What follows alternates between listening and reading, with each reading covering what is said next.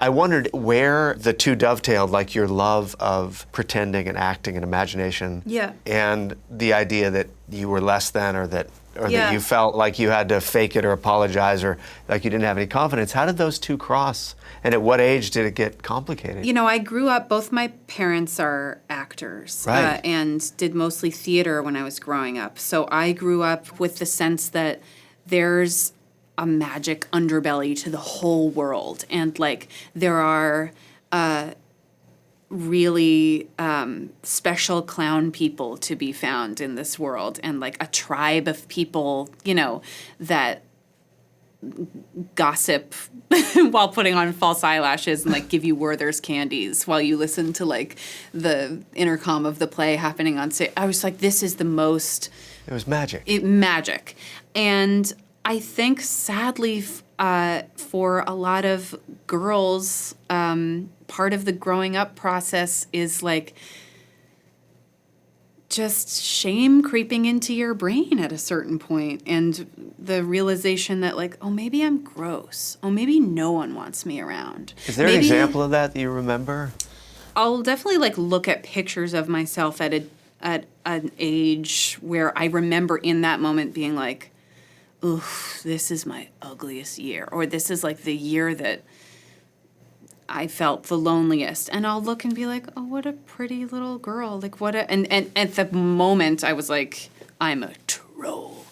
But not just aesthetically, like I don't know. I don't know where it was learned, but also depression was a big part of my life. But that also in college, I was like, oh, the things that are darker, like shame and depression, they can also, they don't have to be like steel doors that come down. They can be like something you can swim in and ask questions in and use that in your work. To be insanely pretentious about it, but like that it's not just all about like, let's put on funny hats and tap dance around because life is hard, so let's like put a trapdoor on top of that and be like da da da da da. Like let's also like take the trapdoor off and be like and put that on stage too. Like that's valuable too.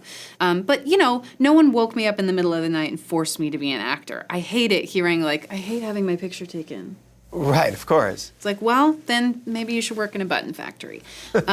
So you know, some of it's really fun, and some of it, you know, I'm sure when I'm begging to play Elle Fanning's grandmother on a CBS multicam, I'll be like, FedEx man, look at this picture they once took of me. I was very relevant.